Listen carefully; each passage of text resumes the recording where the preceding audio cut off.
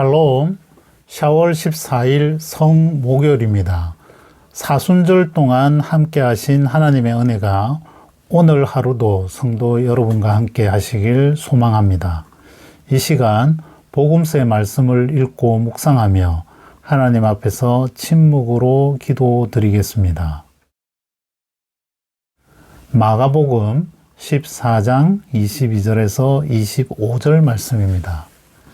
그들이 먹을 때에 예수께서 떡을 가지사 축복하시고 떼어 제자들에게 주시며 이르시되 받으라 이것은 내 몸이니라 하시고 또 잔을 가지사 감사기도 하시고 그들에게 주시니 다 이를 마시매 이르시되 이것은 많은 사람을 위하여 흘리는 나의 피 곧 언약의 피니라.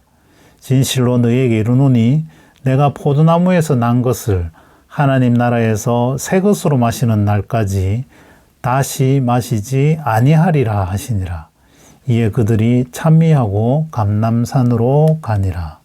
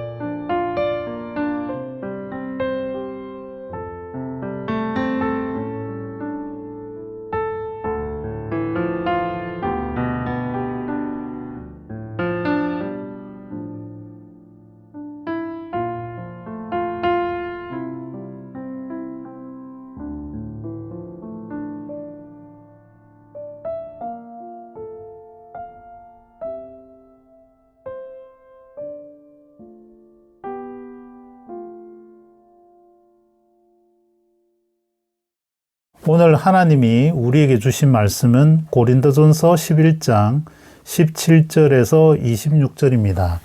함께 말씀을 읽고 우리에게 들려주시는 하나님의 음성을 듣겠습니다. 내가 명하는 이 일에 너희를 칭찬하지 아니하나니 이는 너희의 모임이 유익이 못되고 도리어 해로움이라. 먼저 너희가 교회에 모일 때에 너희 중에 분쟁이 있다함을 듣고 어느 정도 믿거니와 너희 중에 파당이 있어야 너희 중에 옳다 인정함을 받은 자들이 나타나게 되리라. 그런즉 너희가 함께 모여서 주의 만찬을 먹을 수 없으니 이는 먹을 때에 각각 자기의 만찬을 먼저 갖다 먹으므로 어떤 사람은 시장하고 어떤 사람은 취함이라. 너희가 먹고 마실 집이 없느냐? 너희가 하나님의 교회를 업신여기고 빈궁한 자들을 부끄럽게 하느냐? 내가 너희에게 무슨 말을 하랴? 너희를 칭찬하랴? 이것으로 칭찬하지 않노라.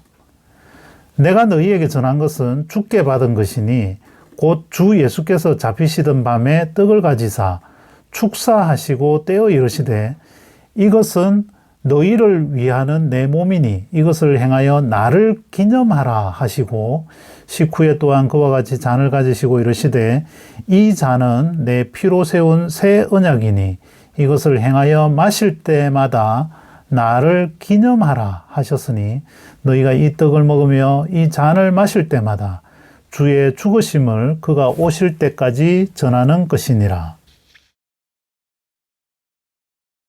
오늘은 사순절 기간 중 성목요일로 불리는 날입니다. 예수님이 잡히시기 전 제자들과 마지막 저녁 식사를 하신 날이지요. 레오나르도 다빈치는 최후의 만찬, 라스트 서프라는 그림을 그렸는데요. 교인이 아닌 사람들에게도 굉장히 널리 알려져 있기도 합니다. 교리적으로 이 식사는 오늘날 성찬의 기원이 되어 매우 중요한 의미를 지닙니다.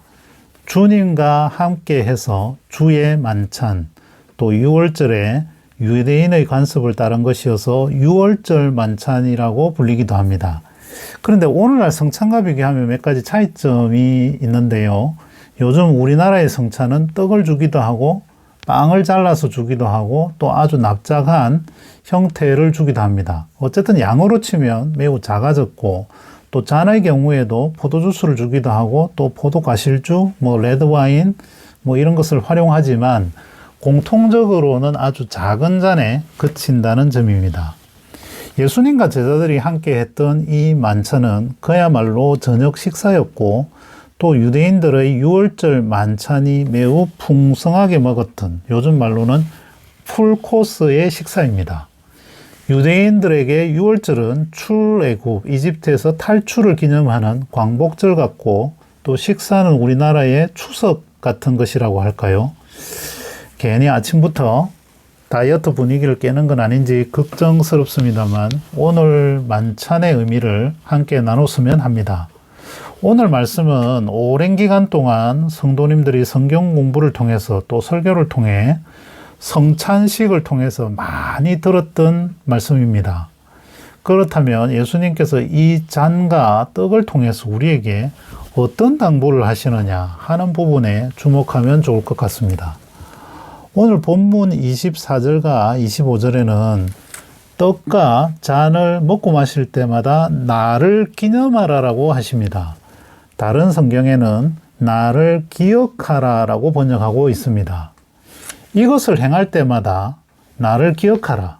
근데 왜 하필이면 이 저녁 식사를 통해서 이런 기념의 메시지를 전달했을까요? 이것은 매일 저녁 식사를 이야기하는 것일까요? 아니면 매년 6월절 저녁 식사를 가르치는 것일까요? 오늘 본문에서는 고린도 교회가 모일 때마다 식사를 한 것으로 보입니다. 20절에서 여러분이 분열되어 있으니 함께 모인다 해도 그것은 주의 만찬을 먹기 위한 것이 아닙니다. 또는 주님의 만찬을 먹는 것이 아닙니다. 라고 바울은 지적하고 있습니다. 결과적으로 식사를 할 때마다 우리 주님께서는 나의 몸과 피, 떡과 잔을 생각하며 새 언약을 기억하라고 하십니다. 근데 왜 하필이면 식사 시간에 그것을 기념하라고 하셨을까요? 우리처럼 성찬을 하면 소화가 안 되게 하진 않을까요? 너무 엄숙하니까요. 그런데 여기에 포함된 중요한 의미는 식사는 매일 한다는 것입니다. 공부할 때마다, 요리를 할 때마다 라고 하셨으면 매일 하지 않아도 되는 분들이 있을 것인데 모든 사람이 매일 반복적으로 하는 식사 시간을 특정하신 것입니다. 예수님께서 자신의 몸을 희생하며 만드신 이 새로운 언약을 너희도 행하며 행할 때마다 기억하라는 메시지를 주고 계시는 것입니다. 기도하시겠습니다. 하나님, 매년 저희는 사순절 기간을 보내며 고난주간에 예수님의 죽음을 묵상합니다. 너무 슬픔에 빠질 때도 있고 또 잠깐 형식적으로 생각했다가 곧바로 잊어버리기도 합니다. 세상 일이 바빠서 교회의 많은 봉사로 인하여 본질적인 것을 잃어버리기도 합니다. 식사 때마다, 성찬 때마다 예수님의 몸과 피를 기억하며 그것으로 힘을 얻게 하시옵소서. 예수님 이름으로 기도합니다. 아멘.